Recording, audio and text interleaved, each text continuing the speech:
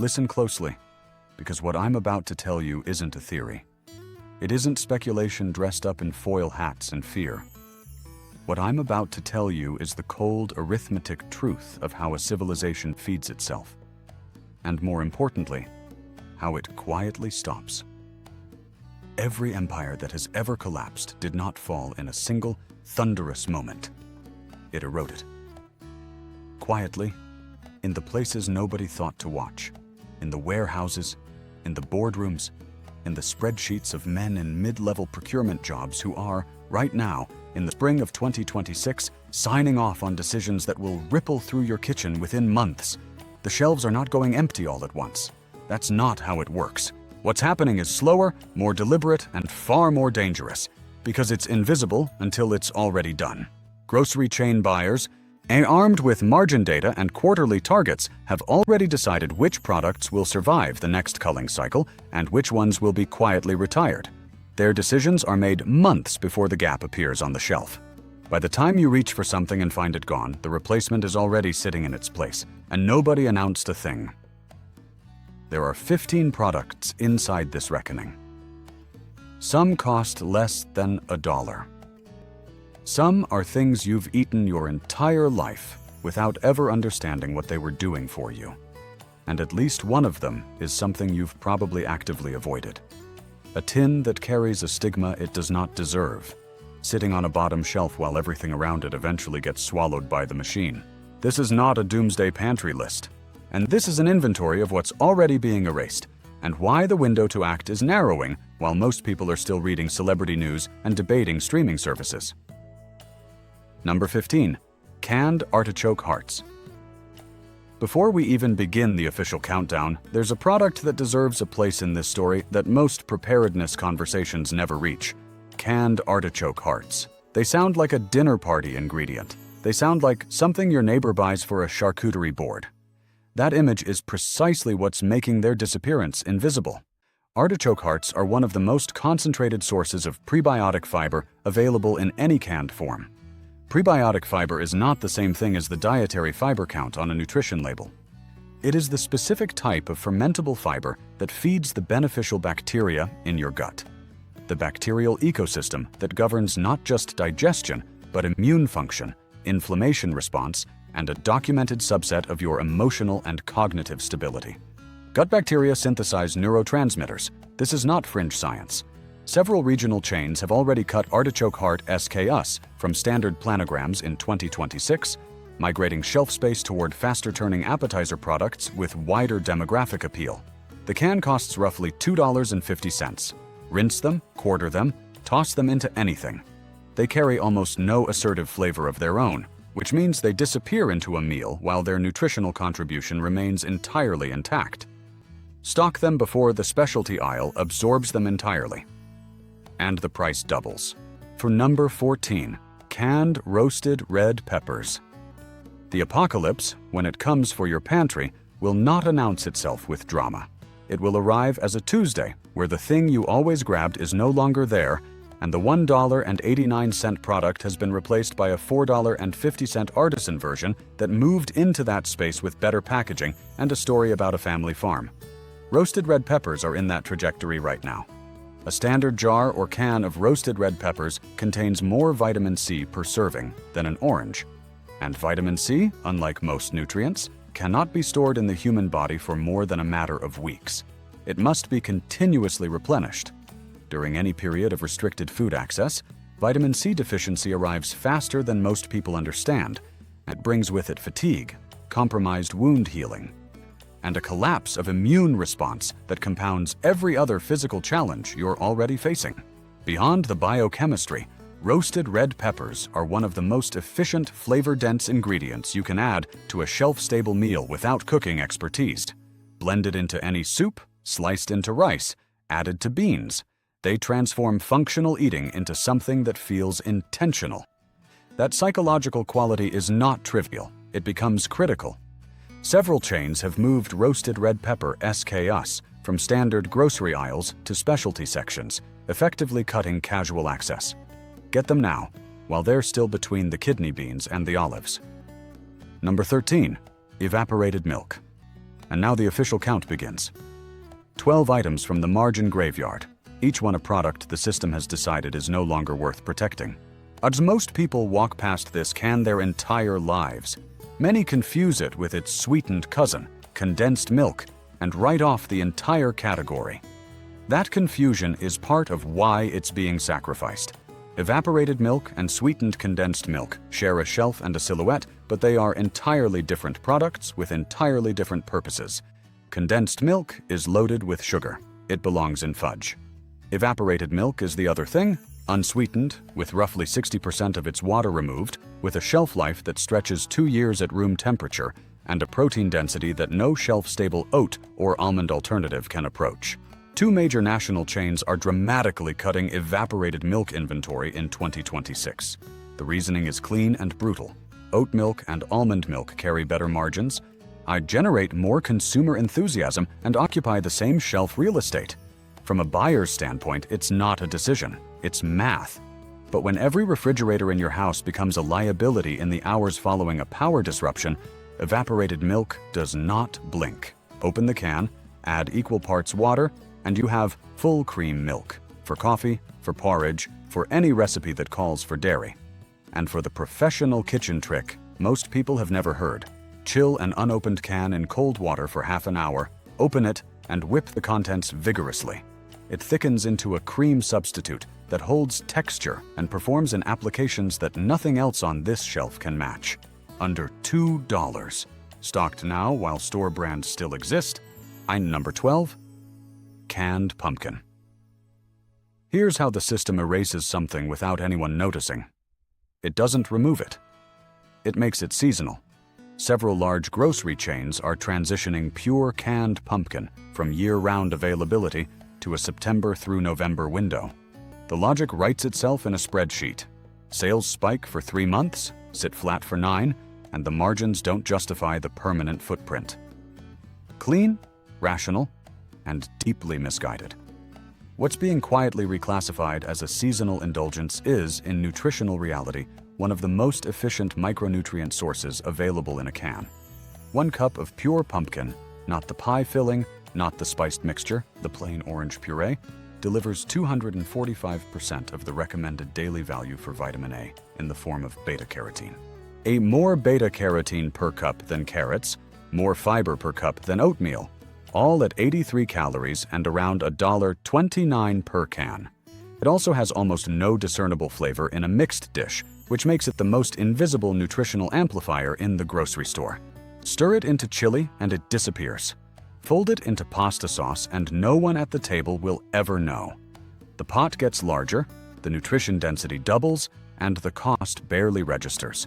When the window goes seasonal only, every household in the country will reach for it simultaneously in October. Shelves will clear within days. Buy it in March, buy it in June. Buy it before the crowd figures out it's been restricted.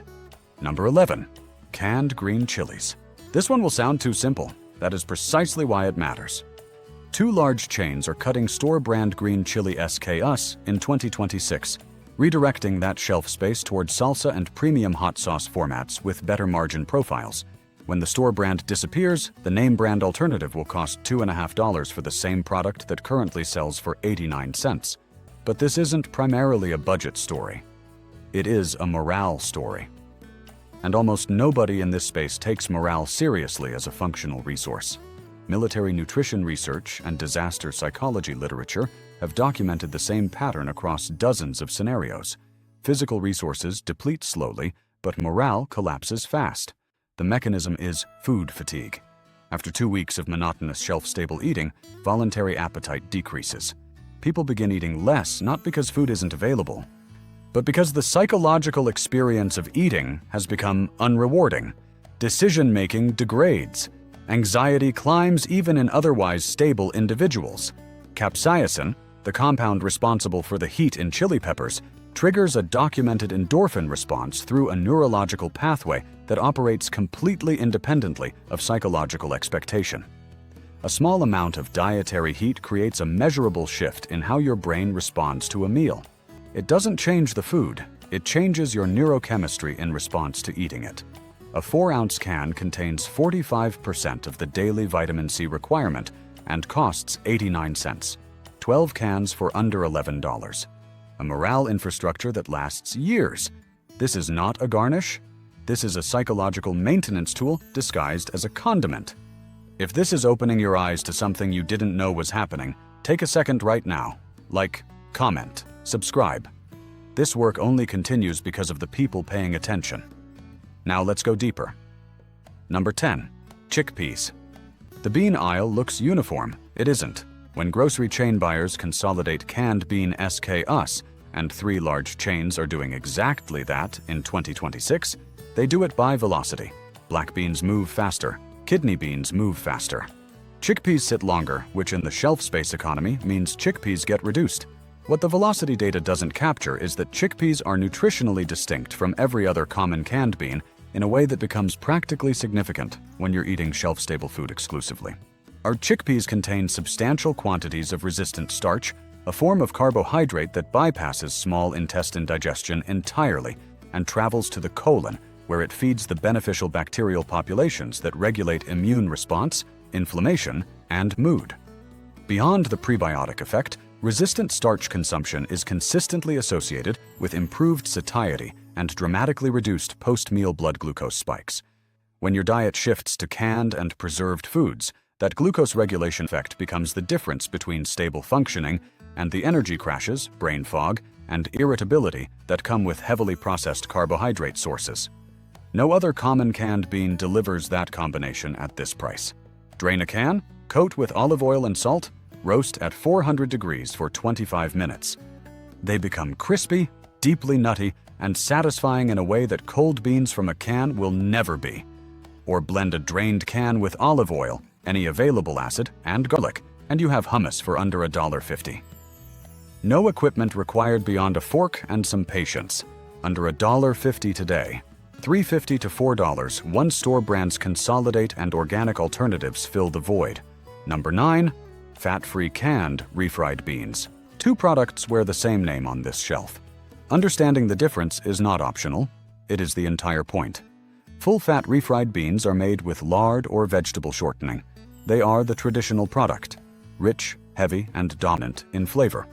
Fat-free refried beans are cooked and mashed without added fat, a different nutritional structure, a dramatically more neutral flavor base, and a different dietary function entirely. They are shelved side by side as though they are the same thing. They are not. Store-brand fat-free refried bean SKUs are being discontinued across several regional chains in 2026, particularly across Southwestern distribution networks. Full-fat versions outsell them. Premium organic lines generate better margin. The buyer's spreadsheet is obvious. What spreadsheet doesn't account for is the population that needs the fat-free version. A meaningful portion of people managing cardiovascular conditions, elevated cholesterol, or medically prescribed dietary protocols require low-fat staple protein sources. In a functioning grocery environment, alternatives are everywhere. When your pantry becomes your primary food source, the absence of a low-fat staple becomes a genuine medical constraint with no easy workaround. Beyond dietary restriction, fat-free refried beans represent the fastest complete emergency meal that requires zero cooking, zero equipment, and zero time. Open the can. Add a spoonful of canned green chilies. Spread on crackers. 7 grams of protein and 6 grams of fiber in under 60 seconds for approximately $1.50 total. No heat. No utensils beyond a spoon. No explanation needed. Number 8. 6-ounce canned tomato paste. This one is so subtle that most people won't notice it's gone until they're already standing in an aisle that no longer has what they need. The small, cylindrical 6-ounce can of tomato paste, the one that costs roughly 79 cents, is being phased out by several national chains in favor of 12 and 28-ounce formats. The packaging economics are undeniable from a buyer's perspective. A larger can costs nearly the same to produce, generates significantly more revenue per unit, and occupies the same shelf footprint. The margin improvement is automatic. The problem is that a 28-ounce can of tomato paste cannot be realistically used before it deteriorates in most single-person or small family kitchens. The 6-ounce was the right size for real household use. Its disappearance is not a format preference issue. It's a waste issue. And in a constrained pantry environment, waste is a resource you cannot afford. There's also a nutritional dimension to this product that almost nobody has been told. The heat processing used to manufacture tomato paste increases lycopene bioavailability, the primary antioxidant in tomatoes, by 2 to 4 times compared to fresh tomatoes. 1 tablespoon of paste delivers more bioavailable lycopene than an entire raw tomato. It transforms rice into a seasoned meal and gives depth to white beans that nothing else at this cost can replicate. The waste solution: when you open a 6-ounce can and use part of it, portion the remainder into an ice cube tray. Each cube equals approximately 1 tablespoon. Cover and freeze. They keep 6 months and pull out individually. Zero waste, maximum flexibility. Buy several dozen cans while this format still exists. Number 7. Canned white beans. Before we reach the top tier, there's a product that doesn't make most lists because it's considered too ordinary for attention: canned white beans, specifically the cannellini variety. White beans are quietly being consolidated off store-brand planograms in favor of branded alternatives that carry better margins. That transition will push per-can prices from around $1.20 to $2.50 or higher. But what's being lost in that transition is the most nutritionally dense and versatile bean in the entire canned aisle. Cannellini beans contain roughly 15 grams of protein per cup, more iron per serving than most red meats at equivalent portion sizes, and a fiber profile that sustains satiety through a disrupted dietary cycle better than any processed alternative. They are also texturally neutral in a way that makes them invisible inside any dish.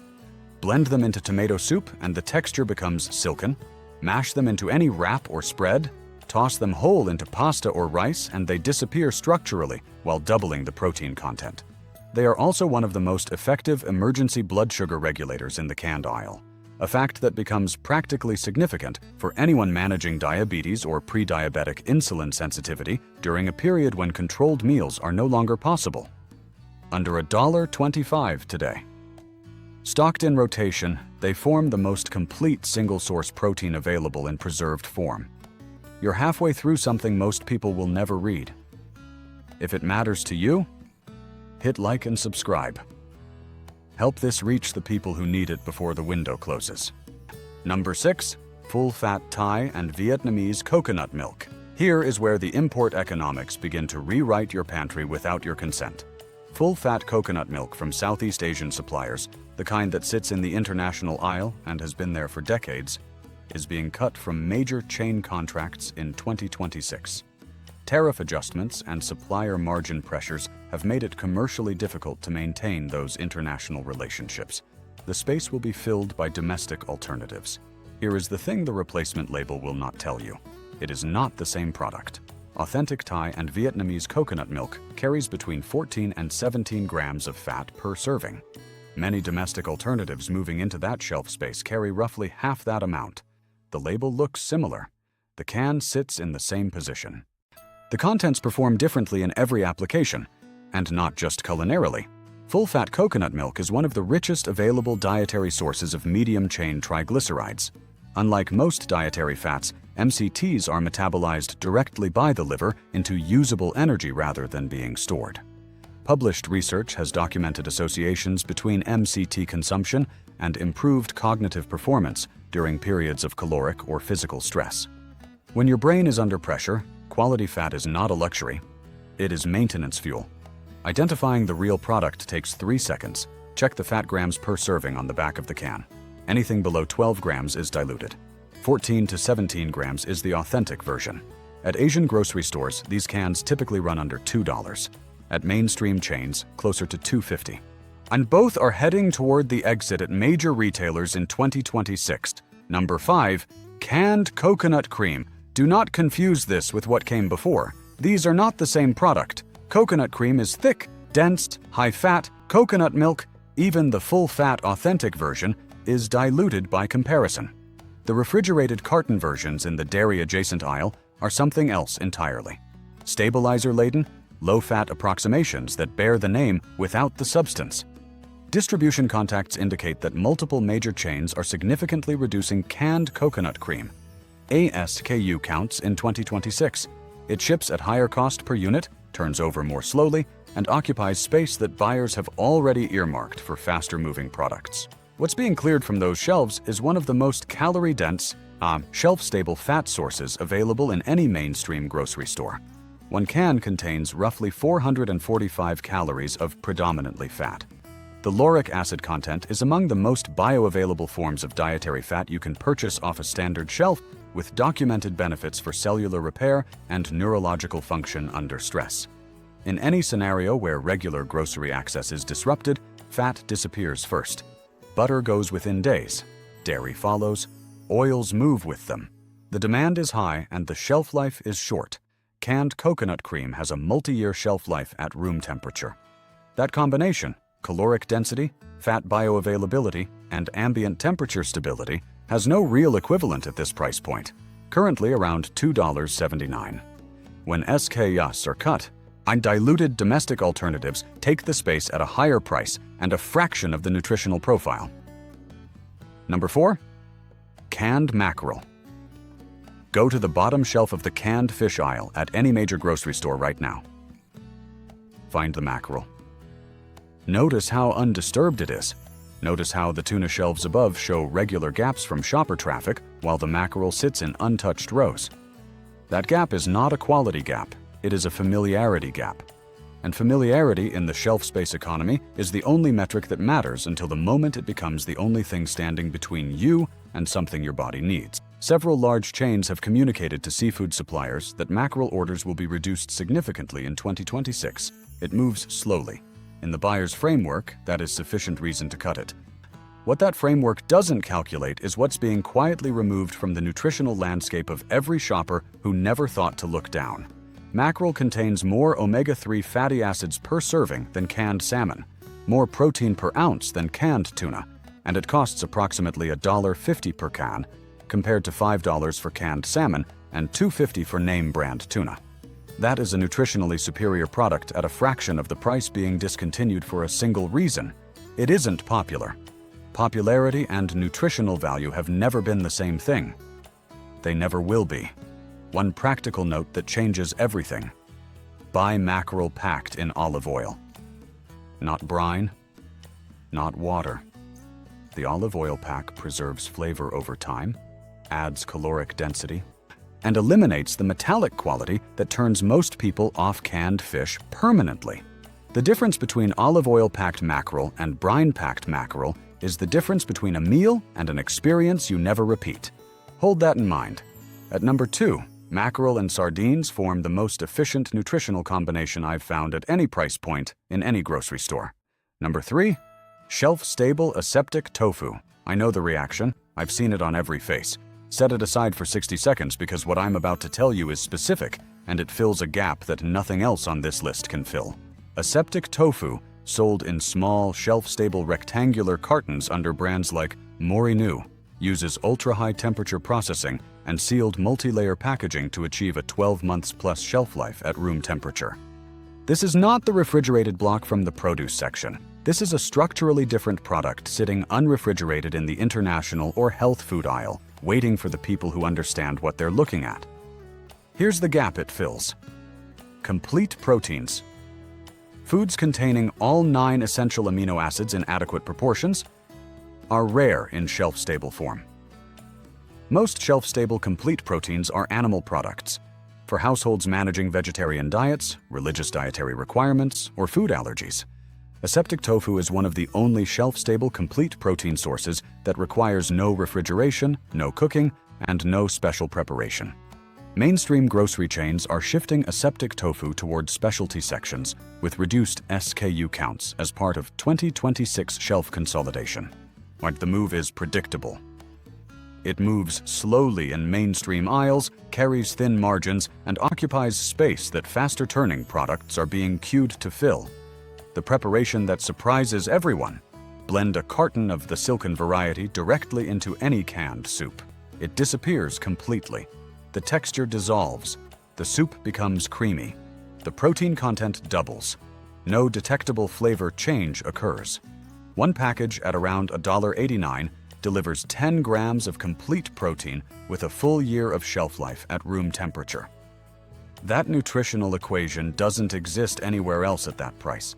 You're almost through the full picture. If you want to see more like this before things get worse, and they will, like the video, drop a comment, subscribe. We only exist because of the people who show up. Back to it. Number 2, canned sardines in olive oil. I told you at the start that one item on this list was something most people have actively avoided their entire lives. This is it. And I need 60 seconds of your genuine attention before the reflex kicks in. The reaction to sardines is usually immediate and visceral. It's often rooted in a single memory. Something that smelled wrong, or a tin that was opened wrong, or a childhood association that hardwired the response. I'm not going to argue with that reaction. I'm going to ask you to understand what it costs you. Sardines are among a very small number of foods that naturally contain vitamin D3, omega-3 fatty acids, and highly bioavailable calcium simultaneously in a single serving. Not as supplements stacked on top of each other, together in their natural food matrix, which changes how all three are absorbed. Vitamin D3, the form found in sardines, is absorbed significantly more efficiently by the human body than the D2 form found in most plant-based supplements. The calcium in sardines, which are canned with their soft bones fully incorporated into the product, is absorbed more effectively than the calcium carbonate in most supplement tablets. The omega-3 content rivals or exceeds most fish oil capsules at a cost of under $2 per tin. A combination of import logistics pressures and European supplier contract changes is causing several major chains to significantly reduce sardine orders in 2026. The window to stock them at current pricing and current availability is measurable in months. And now, the combination I mentioned at number 4. 2 tins per week, mackerel one day, and sardines a few days later, covers your complete weekly omega-3 requirement, your daily vitamin D, your calcium, and over 44 grams of complete protein. Total cost under $4. That nutritional density does not exist anywhere else in any grocery store at any price point. Buy olive oil packed, not water, not tomato sauce. The olive oil pack changes the experience entirely. Number 1. Canned jackfruit in brine. Before I explain this product, one distinction must be made immediately, because there are 2 versions of canned jackfruit, and they share almost nothing in common except a name. Jackfruit in syrup is a dessert product. Sweet, high in sugar, entirely irrelevant to this conversation. Do not buy it. Jackfruit in brine is unripe jackfruit packed in salted water. No added sugar, minimal calories, and a dense, fibrous texture that, when pulled apart with a fork, is physically indistinguishable from shredded meat in most cooking applications. Read that again. It is the only fruit in a standard grocery store that behaves like a shredded protein food. No additives. No processing beyond what the canning already provides. No refrigeration required. A shelf life of 12 to 18 months. Southeast Asian import disruptions and logistics cost increases have led several mainstream chains to reduce canned jackfruit inventory significantly in 2026. Some chains moved it to clearance sections as early as late 2024. Others have been reducing SKU counts steadily through early 2026. It sits at the intersection of import cost pressure and mainstream unfamiliarity, moving slowly not because it's inferior, but because most shoppers have never cooked with it and most content has never explained it. That is the window, and it is open right now. Here is the preparation that makes this product immediately accessible, with no prior experience and no special equipment. Drain and rinse the can. Pull the jackfruit apart with a fork. It shreds in approximately 30 seconds into something that closely resembles pulled chicken or pulled pork. Add a tablespoon of tomato paste. Add a spoonful of canned green chilies. Mix. No cooking required. Under 3 minutes total. That combination costs approximately $4 across all 3 cans and produces a filling, texturally satisfying meal that does not eat like standard shelf-stable food. It eats like something someone actually prepared with intent. That psychological quality, in a scenario where your pantry has become your world, is not a small thing. Current price at most mainstream stores, under $3 per can. Availability at mainstream chains, already declining. The architecture of what's being lost here is the full picture, assembled. 15 products, 3 functional categories, each one disappearing for the same underlying reason. Not because it failed, but because something else generates a better return on the same shelf footprint. The fat category, coconut cream. Full-fat Thai and Vietnamese coconut milk. Sardines and olive oil. Fat is the first macronutrient to vanish during any disruption because it is the most dependent on perishable supply chains. Butter goes first, dairy follows. These 3 items cover that gap entirely at room temperature with multi-year shelf lives.